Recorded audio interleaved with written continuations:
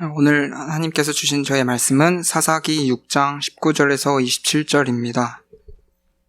사사기 6장 19절에서 27절, 제가 가진 성경으로 구약 성경 370면, 371면에 있습니다.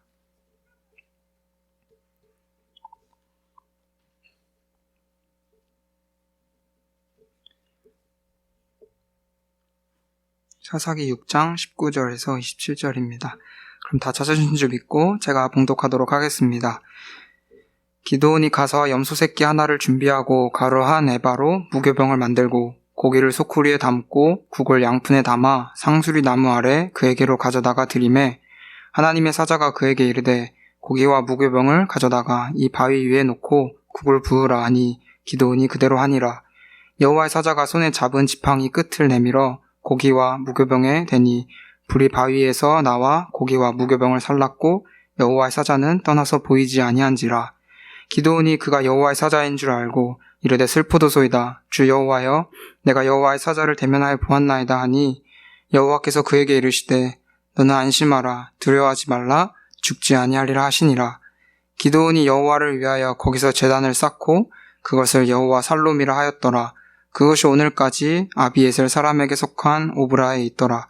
그날 밤에 여호와께서 기드온에게 이르시되 내 아버지에게 있는 수소 곧 7년 된 둘째 수소를 끌어오고 내 아버지에게 있는 바알의 제단을 헐며 그 곁에 아세라 상을 찍고 또 이 산성 꼭대기에 내 하나님 여호와를 위하여 규례대로 한 제단을 쌓고 그 둘째 수소를 잡아 내가 찍은 아세라 나무로 번제를 드릴지니라 하시니라. 이에 기드온이 종 10사람을 데리고 여호와께서 그에게 말씀하신 대로 행하되 그의 아버지의 가문과 그 성읍 사람들을 두려워함으로 이 일을 감히 낮에 행하지 못하고 밤에 행하니라. 아멘. 오늘 하나님께서 주신 말씀입니다. 지난주에 수예배 때 잠깐 얘기했지만요. 지난주에 일단 선교사님을 뵙게 됐는데 이분이 이제 한국 가서 10일 동안 전국에 있는 교회 다 돌아다니는 게 아니라 대표적인 교회에서 부흥할 기회가 있어서 말씀 전하고 이후에 이제 목사님들, 성도님들과 교제하는 시간이 있었는데 한 곳만 들린 것이 아니라 서울부터 해서 강원도, 경상도, 전라도, 충청도까지, 제주도는 시간 관계에서 못 갔는데요. 그래서 다양한 곳을 방문하면서 여러 것들을 듣게 되었는데 너무 안타까운 사실 중에 하나는 나는 신이다라는 다큐멘터리 보면서 되게 충격이지 않습니까? 정말 충격인데요. 적지 않은 한국의 사람들이 그거 보면서 별로 놀라지 않았다는 것이죠. 왜냐하면은 본인들이 생각하는 교회의 모습하고 별 차이가 없어서 그거보다 좀 디테일하게 얘기했을 뿐이지 무슨 차이가 있는가 이런 반응을 보면서 너무 한국 교회 현실의 현 주소가 어디 있는가, 한국 교회가 지금 어떤 모습인가, 뭐 이민교회도 크게 다르다고 얘기할 수는 없는 것이죠. 저희가 예전에는 교회하면 세상을 이끌어가는 등불 역할을 했는데 지금은 세상도 걱정하는 그런 그래서 기독교가 개독교로 욕을 먹는데 참 그런 하나님이 문제가 아니라 하나님을 믿는다고 하는 저희들이 제대로 살지 못할 때 어떤 얘기를 듣게 되는지 그게 먼 얘기가 아니라 요즘 얘기라는 것이죠. 너무 마음이 안타까웠습니다. 저희가 밖에서 보는 시각도 그렇지만 안에서 보면요, 또 많은 목사님들 제가 만나 뵙고도 저희 성도님들 얘기도 들어보고 하면서 안타까운 것은 저희 교회 안에, 저희 뭐 크리스탈 교회만 얘기하는 게 아니고요, 교회라는 어떤 공동체 안에 여전히 세상이 갖고 있는 염려와 두려움이 그대로 존재한다는 것이죠.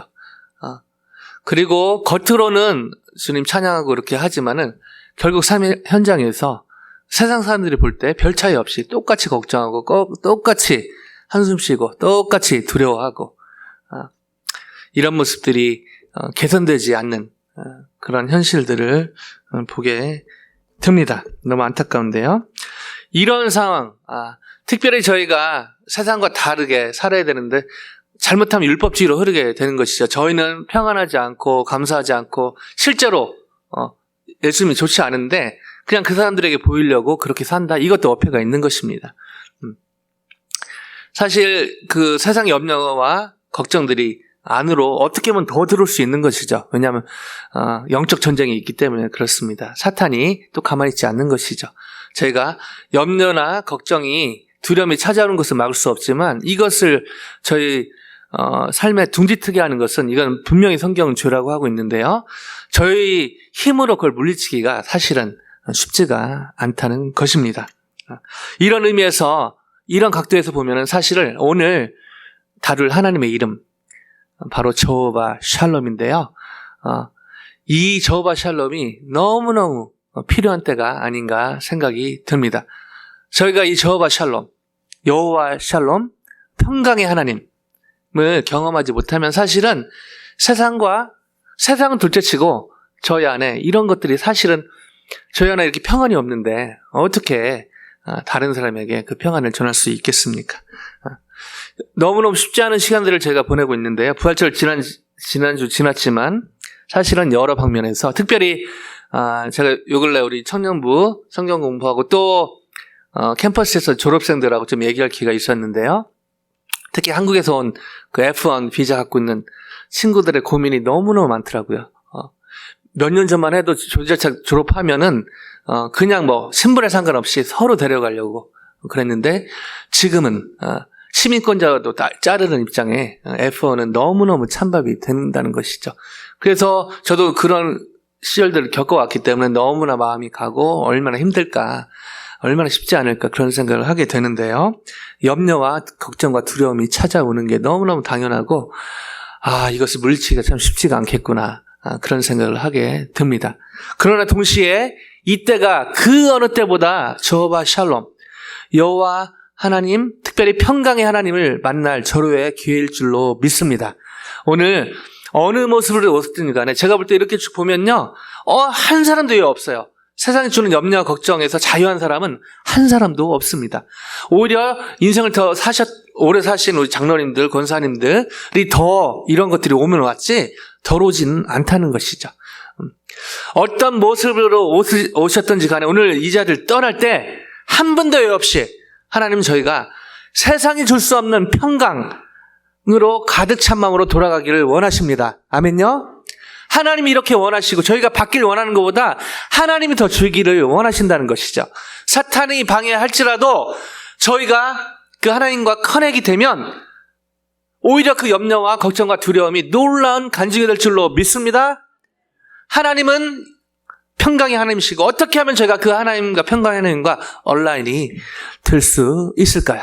이 질문을 가지고 오늘의 본문 안으로 들어가 보길 원합니다. 특별히 오늘 본문은 저호바 샬롬이 최초로 고백된 그런 현장인데요.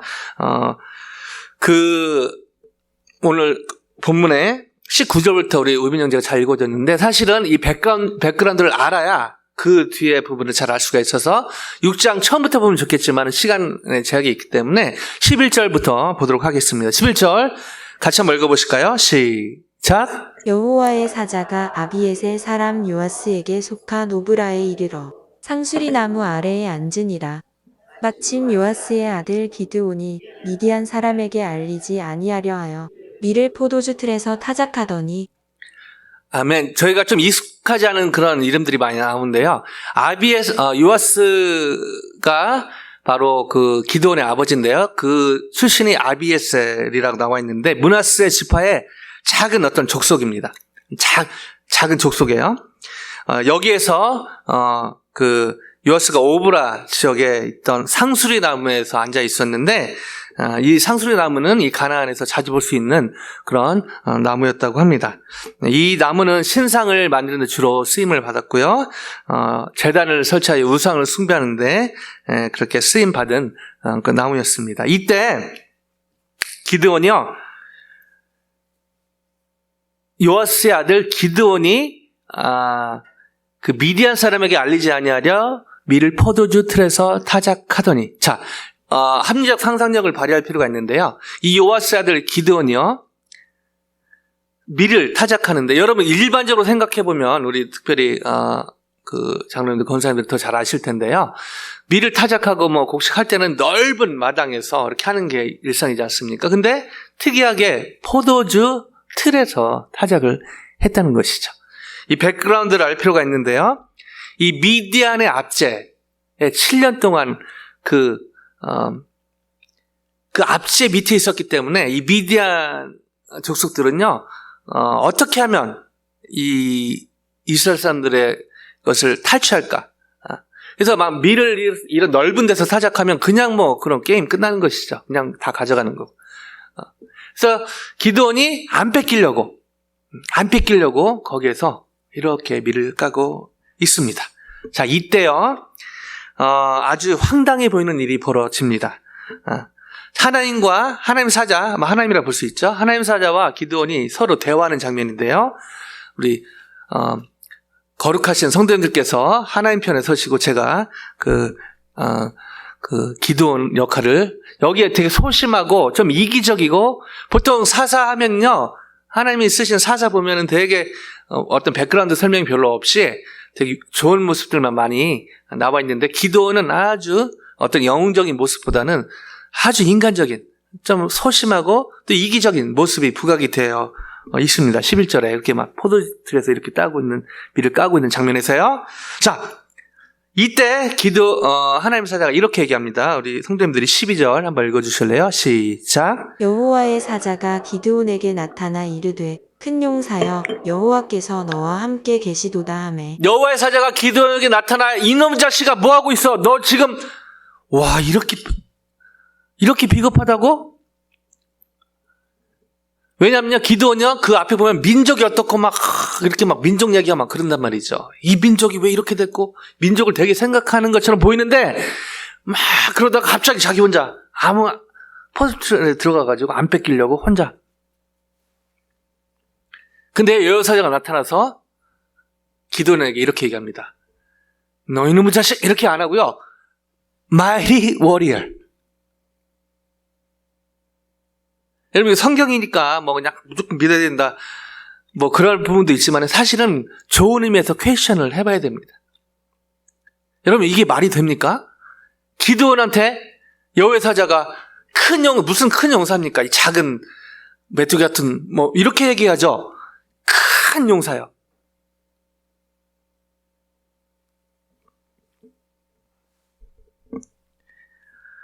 기드온의 궁색한 모습과는요, 아주 먼 표현으로 기드온을 이렇게 부르고 있는 것이죠. 근거는요, 앞에서 기드온이 이렇게 하는 그걸 보면 이렇게 말할 수 없죠. 바로 뒤에 뭐죠? 여호와께서 너와 함께 계시도다. 동일하게 하나님께서 함께 하신, 여전히 소심하고 이기적이고 여전히 못됐고 여전히 하나님 나라가 아닌 나의 나라를 찾는 모습일지라도 하나님이 함께 계시면은 하나님 보시기에 저희는 큰 용사입니다. 아멘요? 같이 믿음으로 옆에 분을 위해서 다시 한번 이렇게 믿음으로 선포합니다. 큰 용사요. 제가 한 50, 60명 모였는데요, 사실은요, 저희가 정말 주님과 함께 하고 일어서서 행동한다면 이 5, 60명은 작은 숫자가 아닙니다. 아멘요? 미국의 또 전 세계 선교운동을 일으켰던 그 시작점은요, 건초더미에서 기도했던 5명이 대학생들이었거든요. 그것보다 제가 10배 이상 많지 않습니까?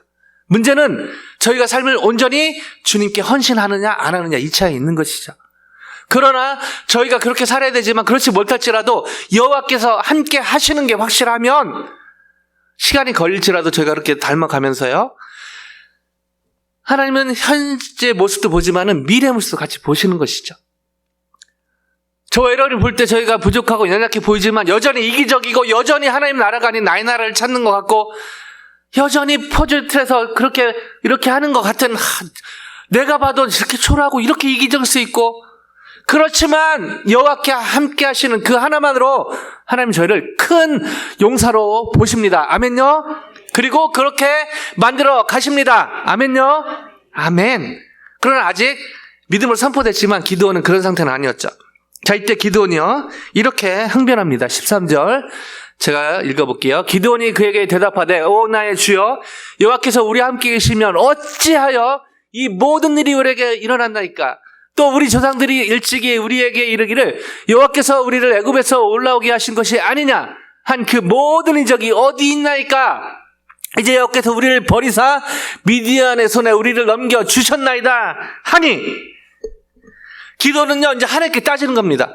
아니, 하나님 택하셨다고 했고, 기적도 베푸셨다고 하고, 뭐, 우리의 하나님이라고 하는데, 왜 우리는 미디안, 이 나쁜, 악한 사람들 밑에 하루 이틀도 아니고, 7일도 아니고, 일주일도 아니고, 7주도 아니고, 7달도 아니고, 7년 동안, 왜 우리 이렇게 압제를 당해야 되는가? 여러분요, 13절 기드온의 얘기만 들으면요, 기드온의 말이 너무너무 맞는 것처럼 보입니다. 이스라엘이 지금 이렇게 자기를 포함해서 고통을 받는 것은 하나님의 약속에 하나님이 신실하지 않기 때문에 하나님 말은 해놓고 하나님 말은 그냥 해놓고 하나님 지키지 않아서 하나님 때문에 지금 이런 거 아닙니까? 이렇게 따진 것이죠. 여러분, 사실 이 기드온의 모습 속에 저희 모습도 있을 때가 있는 것이죠. 상황이 어려워질 때, 고난 또 어려움을 치료할 때, 이해되지 않는 상황에 접하게 될 때, 특히 911 같은 거, 그러죠? 인간적인 면에서는 이해도 됩니다. 오늘이 맞나요? 세월호, 그죠? 4월 16일이 맞나요? 9년이 지났지 않습니까? 자, 그 부모 입장에서 보면요, 사실은 인간적으로 보면은 먼저 하나님을 원망하게 되는 것이 어느 정도 이해가 되는 것이죠. 하나님 그때 뭐 하셨습니까?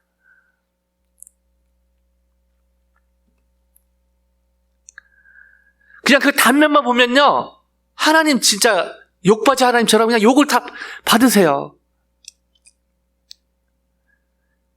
이것이 우리가 단면만 볼 때 우리에게 나타나는 현상이죠. 왜 이스라엘 백성들이 이 미디안의 압제에 있게 됐을까요? 하나님 그냥 심심하니까 한번 미디안 이거 아니죠. 6장 초에 보면요, 결국 이스라엘 백성들이 여호와 앞에 또 범죄하니 우상 숭배를 했기 때문에 이 결과가 온 것이죠. 자기가 잘못한 건 안 보이고, 그건 안 보이고 이 하나님 탓하기 바쁘다는 것입니다. 자, 이때 하나님은요, 이렇게 반응하십니다. 우리 성도님들이 한번 읽어주실래요? 14절요. 시작. 여호와께서 그를 향하여 이르시되 너는 가서 이 너의 힘으로 이스라엘을 미디안의 손에서 구원하라. 내가 너를 보낸 것이 아니냐 하시니라. 이 불평을 받으시고 하나님은요, 그를 향하여 이렇게 말씀하십니다. 기드온에게 너는 가서 이 너의 힘으로 이스라엘을 미디안의 손에서 구원하라. 내가 너를 보낸 것이 아니냐. 자, 기드온이 이 말 듣고 어떤 느낌이 들었을까요? 하나님 좀 동문서답하고 하나님 좀 말이 안 통하네, 이런 느낌이 들지 않았을까요? 지금 하나님 약속도 안 지키고 막 이러면서 지금 무슨 얘기를 하시는 겁니까?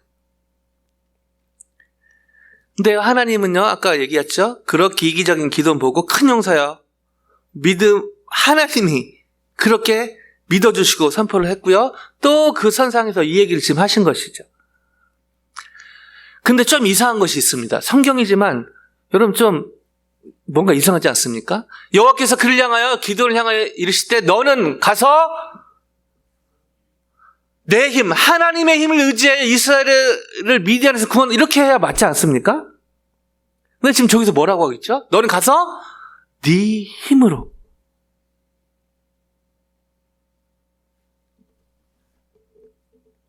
제가 LA에서 아틀란타 2009년에 왔는데요. 그때 그런 콜링이, 그런 요구가 있고 기도하는 가운데 목사님 했던 말씀은 14절인데요. 너무 바다가 됐습니다. 제가 올 때 LA에 2세도 많고 젊은 간사님들 많고 한데 왜 하필이면 나하고 저하고 왜 아느냐. 여기 1.5세 2세도 아닌데 도저히 이해가 되지 않았습니다.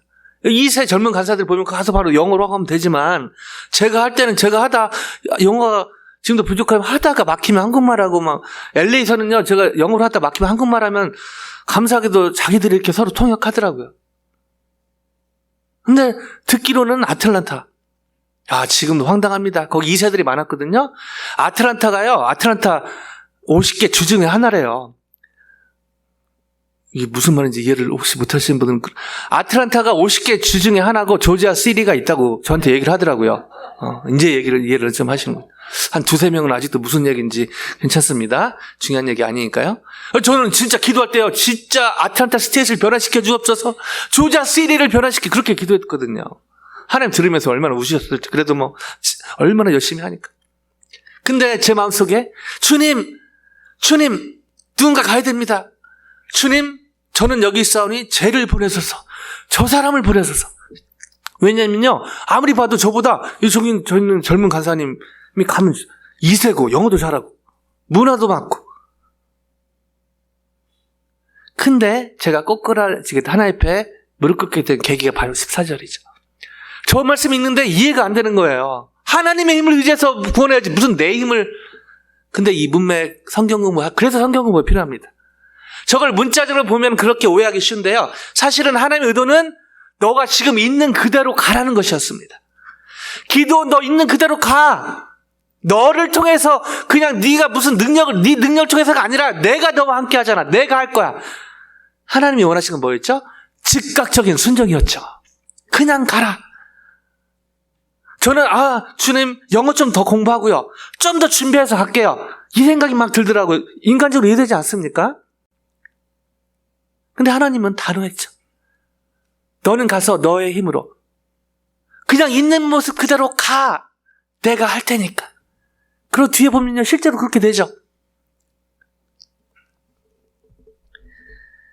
하나님 이 말씀 통해서 제가 LA에서 아틀란타 오는데 주저하던 저에게 용기를 주셔서 제가 오게 된 것이죠.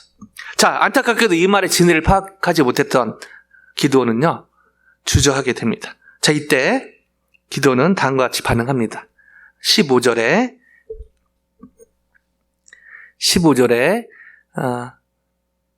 기도원이 제 부분이니까 다시 읽게. 그러나 기도원이 그에게 대답하되 오 주여 내가 무엇으로 이스라엘을 구하라까 보소서 나의 집은 므낫세 중에 극히 약하고 나는 내 아버지 집에서 가장 작은 자네. 뭐죠? 저는 너무 작고 I'm useless. I'm nothing. 뭐 좋은 의미로가 아니라 정말 나는 아무것도 아닌데 제가 무슨 뭐 겸손의 표현으로 저는 진짜 아무것도 아닌 그게 아니라 자존감이 확 떨어진 자신감도 떨어진 제가 뭘 한다고요. 하나님 저 므낫세 그 중에 극히 약하고 내 아버지 집은요 아비에스 거기는 더 작은 아주 뭘 하나님 지금 뭐 하시는 거죠? 실수하는 거 아닙니까? 이런 느낌으로 지금 얘기를 하고 있다는 것입니다. 자, 이때 하나님은 기도는 기도원의 길대로 가고요. 하나님은 하나님의 길대로 갑니다. 16절 선생님들 한번 읽어주실래요? 시작. 여호와께서 그에게 이르시되 내가 반드시 너와 함께 하리니 내가 미디안 사람 치기를 한 사람을 치듯 하리라 하시니라. 기도는요 나는 아무것도 나는 진짜 볼품없고 우리 집안은 아무것도 아니고 이렇게 이 길로 가고요. 하나님은 큰 용사여 여호와께서 너와 함께 계시도다. 지금 있는 모습 그대로 가라. 자 이렇게 평행선을 가는데 놀랍게도 누가 이기죠? 감사하게 하나님이 이깁니다. 나중에 보면요 뭐 시간에서 17, 18절을 하지 않겠지만 계속 하나님의 표징을 막 구하죠. 인간적으로 이해는 됩니다. 이건 자신이 없으니까요. 근데 나중에 어떻게 되죠? 미디안의 13만 5천 명의 군대를 기드온과 300용사가 무찌르게 됩니다. 아멘요? 복음 중에 복음 하나님이 이기시죠. 아멘요? 자 이게 오늘의 본문의 배경입니다. 이거 벌써 12시인데 이제 본문에 들어가나 걱정하시는 분이 계시겠지만 걱정하지 마세요. 뒤가 길지가 않습니다. 자 오늘 본문에 이런 배경에서 19절 같이 한번 읽어보실까요? 기드온은 이렇게 행동합니다. 이 과정에서요. 19절 시작.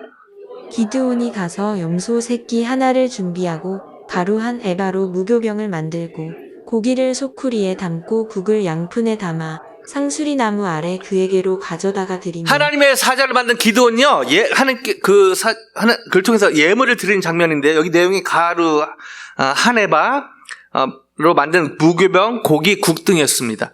참고로 한 에바는 22리터거든요. 2리터 그 콕 6개 생각하시면 되는데 한 사람이 마시기에는 먹기에는 너무 많은 양이었습니다. 얼마나 기드온이 이 여호와의 사자를 극진히 대접하려는 그 마음이 엿보이는 장면이죠.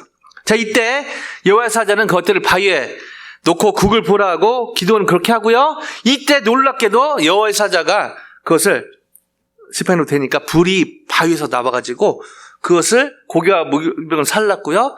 그리고 여호와의 사자는 떠나게 됩니다. 놀라운 일이 벌어지죠. 받으신 것이죠. 자, 이때 이 놀라운 일을 경험하고 나서 기드온은 이렇게 반응합니다. 조금 지나서 22절에요.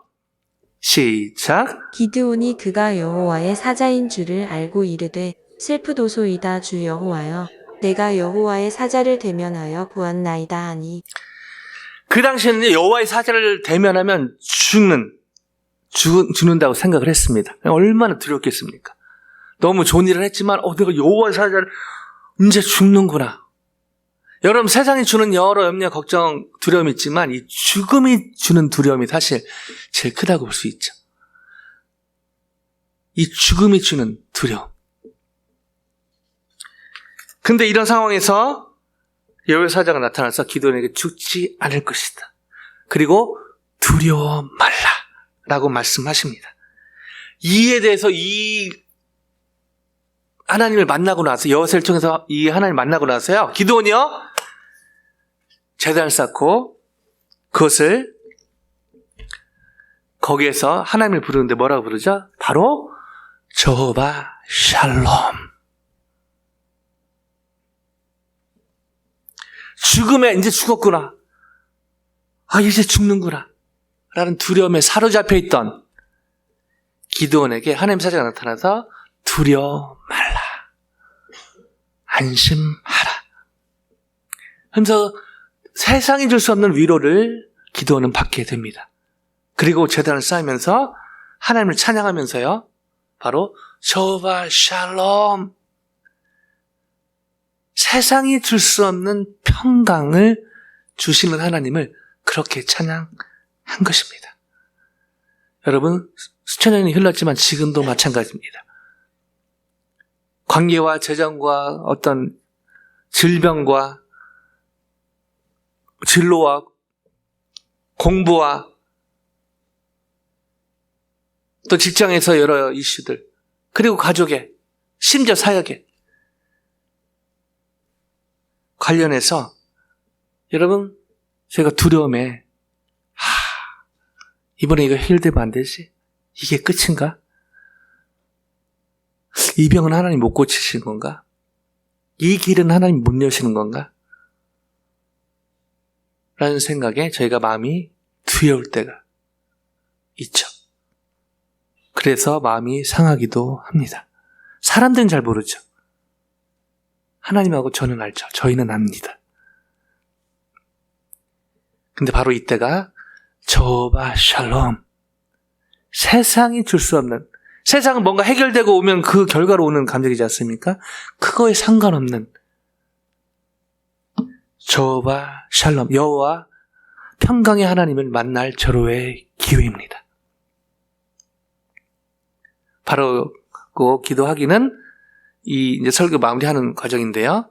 이 과정 가운데 또 떠나기 전에, 또 이번 주 시작하기 전에 이 여호와 저호바 샬롬, 하나님 주신 평강으로 마음이 가득해지는 놀라운 은혜가 있기를, 임하기를 주님으로 간절히 축원드립니다.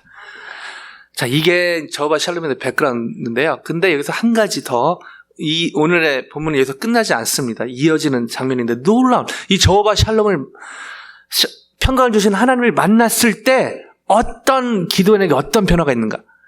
사실은 하나님이 관심 있는 것이 저에게 이 평안을 주시는 것도 있지만 이 이후의 삶인 것이죠.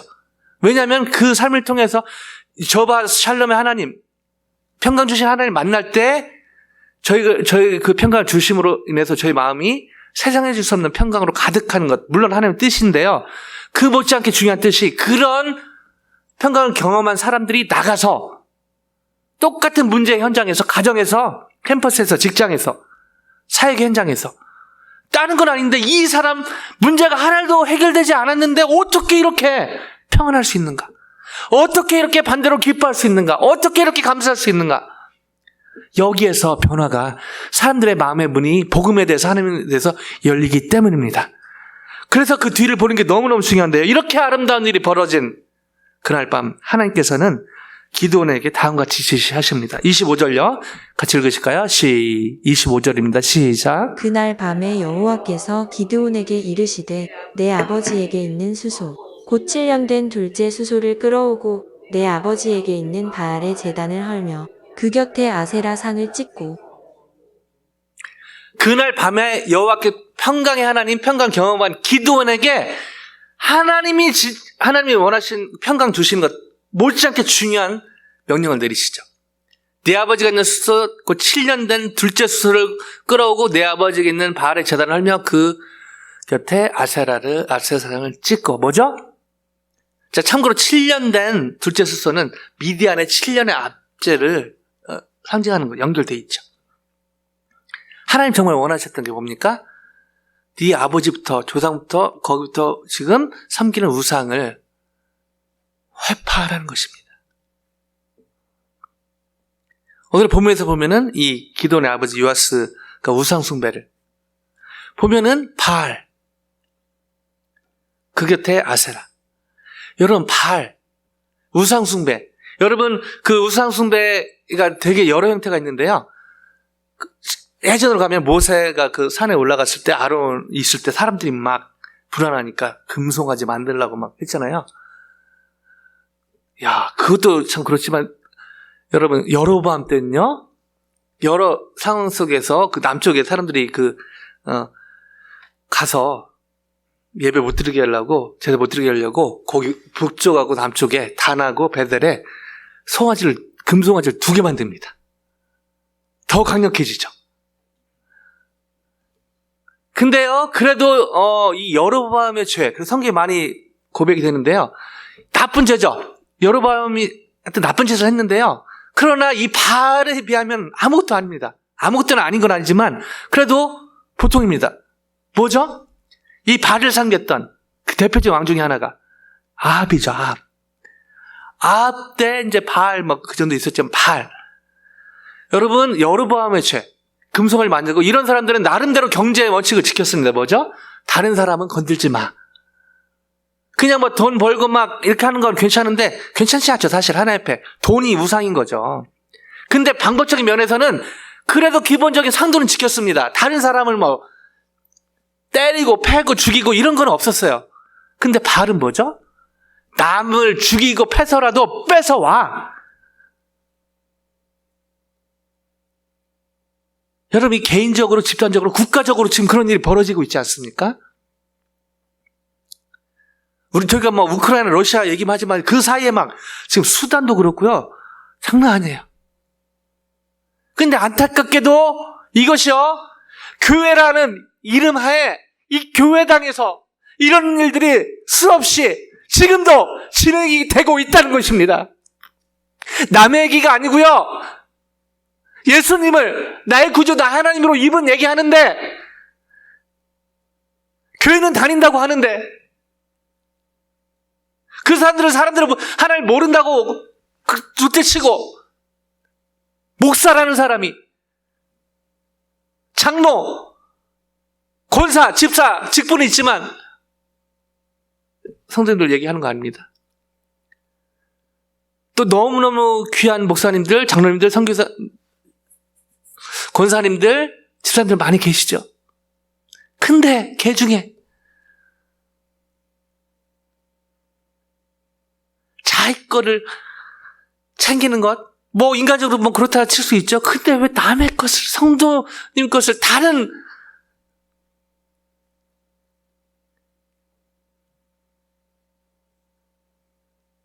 교회가 커지면 커질수록 감사한 것도 있지만 한국 교회에서요, 교회가 커지면서 그 주위에 작은 교회들이 다 문을 닫았거든요. 한 교회 10명도 안 나오는데 그 앞에 대형교회 버스 세워놓고 겉으로는 큰 교회고 멋진 교회인데 그리고 주중에 막 프로그램 돌려가지고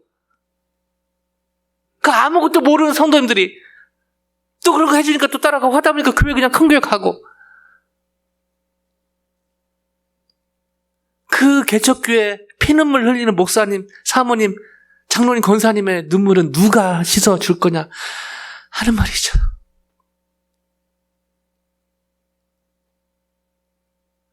이 바알 숭배하는 거예요. 먼 얘기가 아니라 세상 사람들이 지금 국가적으로 하고 있고요. 안타깝게도 교회라는 이름으로 또 크리스찬의 이름으로 적지 않은 사람들이 그렇게 바알 숭배를 다른 형태로 하고 있는 이 현실 앞에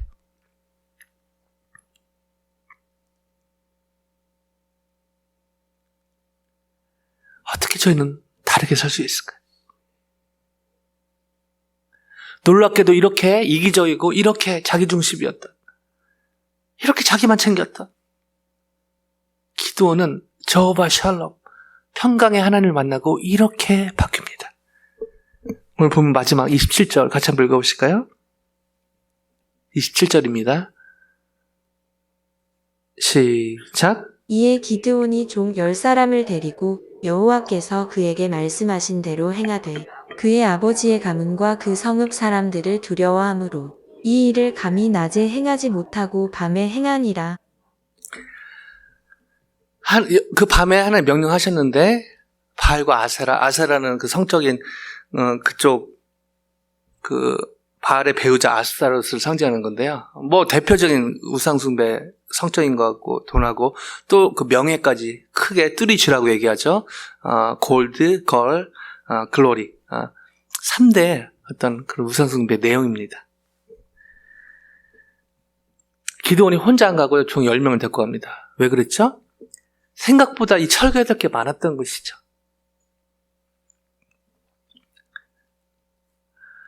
그리고 그 뒤에 보면은 그의 아버지의 가문과 뒤에 중간에 그 성읍 사람들을 두려워함으로 이 일을 감히 낮에 행하지 못하고 밤에 행하니라. 자, 이것도 단면만 보면요. 그렇게 하나님 명령을 주셨으면 당장 가서 해야지. 기드온 진짜 끝까지 이러네? 라고 착각하기 쉬운데요. 대낮에 물론 보니까 사람들이 볼까봐 두려워한 것이죠. 왜 그렇죠? 그냥 사람이 볼까봐 창피한 게 아니라 이 일을 하면 죽임을 당할 수 있는 상황이었기 때문에 그렇습니다. 그러니까 목숨을 거는 일이었죠. 사실 하나님이 명령하신 건요. 이 낮에 사람들이 대낮에 있는데 이거 파괴하는 건 쉬운 일은 아니었습니다. 근데 놀랍게도 끝나지 않고 거기서 두려워함으로 끝나지 않고요. 어떻게 하죠? 이 일을 감히 낮에 행하지 못하고 행했다는 것이죠. 결국 밤에 하긴 했지만 행했다는 것입니다. 밤에 행했지만 이때도 걸리면 죽는 거예요, 사실은. 자, 여기서 저희는 그리고는 이 일 이후에 아까 13만 5천 명 미디안의 군대를 쳐부수는데 기드온과 300용사가 귀하게 유용하게 쓰임 받습니다. 그 비결이 뭐였을까요? 하나님의 은혜였죠. 하나님의 은혜 가운데 오늘 본문에서 보게 되는 것은요, 이 진정한 용기입니다. 진정한 용기요. 오늘 본문에서 정리할 수 있는 진정한 용기는 무엇일까요?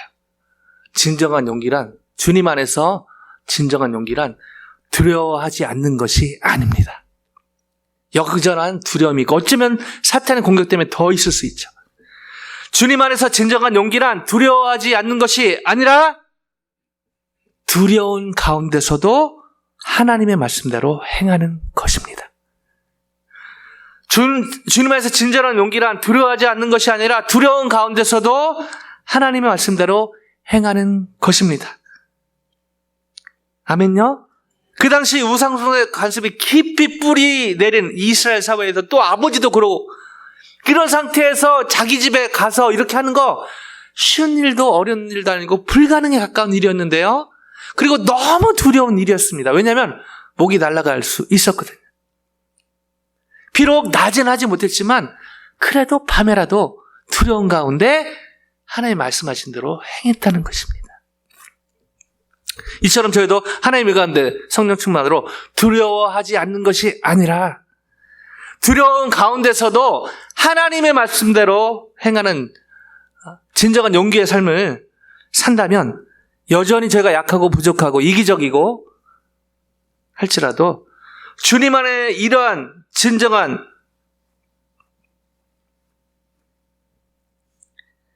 용기의 삶을 통해 하나님 기뻐하시고 더 나아가 가정과 캠퍼스와 직장에서 사역의 현장에서 계속해서 하나님 나라 회복과 확장의 미랄로 드려지는 놀라운 축복의 삶을 살게 될 줄로 믿습니다. 감사한 것은 이런 삶을 살게 된 분들이 많이 있는데요. 특별히 사도행전 우리 이제 스탠스들 시작했는데 나중에 또 보겠지만 사도 바울의 유언 같은 그런 말이 있는 그 현장을 가봅니다. 사도행전 20장 22절에서 14절 같이 읽어보십니다. 시작. 보라 이제 나는 성령에 매여 예루살렘으로 가는데 거기서 무슨 일을 당하는지 알지 못하노라. 오직 성령이 각 성에서 내게 증언하여 결박과 환난이 나를 기다린다 하시나 내가 달려갈 길과 주 예수께 받은 사명 곧 하나님의 은혜의 복음을 증언하는 일을 마치려 하면은 나의 생명조차 조금도 귀한 것으로 여기지 아니하노라. 아멘. 사도 바울이 이 고백을 그냥 이런 예배 가운데 은혜스러운 가운데 한 것이 아니죠. 성령께서 거기 가면 너 죽을지도 몰라. 이런 두려움 가운데 이 고백을 하고 실제로 이렇게 믿음의 삶을, 순종의 삶을 살게 된 것입니다. 주님 안에 성령 안에서 갖게 된 진정한 용기를 갖게 된 것이죠. 리처드 범브란트라는 유대계 로마인으로 루터교 목사로 나치 점령 기간 동안 14년 동안 감옥 투옥되고요. 또 그 전후로 정말 고난 가운데 많은 사람을 위로했던 특별히 순교자의 소리라는 선교단체를 창설해서 전 세계 핍박받는 성도들에게 불굴의 용기를 준 분이 있는데요. 이분이 이 14년 동안 정말 감옥 생활을 하면서 너무 힘들었다고 합니다. 근데 14년 나중에 회고할 때 이런 고백을 합니다. 14년 동안 나를 괴롭힌 것은 감옥이 아니었다. 마음의 두려움이었다. 그런데 성경을 읽다가 놀라운 것을 깨닫게 되었다고 얘기를 합니다. 성경 읽다가 보니까 성경에 두려워하지 말라가 무려 365번이 써 있다는 것을 이분이 발견하게 됩니다. 왜 그랬는가? 이분이 생각하면서 자신의 모습을 보며 깨닫습니다. 매일 아침 나는 두렵기 때문인 것을, 매일 아침 내가 두려운 것을 하나님이 너무 잘 아시는구나. 말씀을 마무리하길 원하는데요. 여러분 예배 마치고 또 바로 가시는 분도 있고 애찬 다 있고 저 여러분이 꼭 들린 곳이 있죠. 뭐 화장실도 있지만 파킹랏을 들리죠. 파킹랏에서 여러분 제일 먼저 해야 될 게 뭘까요? 어떤 분 입모양으로 기도 뭐 여기서 계속 하지 않습니까? 찬양 좋죠. 파킹랏에서 제일 먼저 해야 될 거 바로 이겁니다. 본문 띄워주실래요? 빌립보서. 파킹랏에서 제일 먼저 해야 될 것 답은요 아무것도 염려하지 않는 것입니다. 왜냐고요? 조 말씀 근거로요. 아무것도 염려하지 말고 다만 모든 일에 기도와 간구로 너희 구할 것을 감사함으로 하나님께 아뢰라. 자, 그때 하나님의 약속이 뭐죠? 7절요. 같이 읽어볼까요? 시작. 그리하면 모든 지각에 뛰어난 하나님의 평강이 그리스도 예수 안에서 너희 마음과 생각을 지키시리라. 하나님이 저의 마음과 생각을 지키지 못하면요 밤에 잠을 편하게 잘 수가 없습니다. 저희가 매번 자고 뭐 불면증 때문에 몸의 이상 때문에 잘 못 주무시는 분 예외는 있지만요. 오버롤 저희가 그래도 밤에 나름대로 편하게 잘 수 있는 가장 강력한 근거는 하나님의 은혜입니다. 아멘요. 모든 지각에 뛰어난 하나님의 평강이 그리스도 예수 안에서 저희 마음과 생각을 지키시기 때문에 저희가 밤에 다리 쭉 뻗고 잘 수 있는 것입니다. 자, 그러기 위해서 제가 6절로 돌아가서요. 제일 먼저 해야 될 것. 파킹랏에서. 그리고 또 내일 아침에 일어나서 제일 먼저 해야 될 것. 아무것도 염려하지 않기를 결심하는 것입니다. 아멘요? 이게 기도와 간구로 연결되어 있는 것이죠.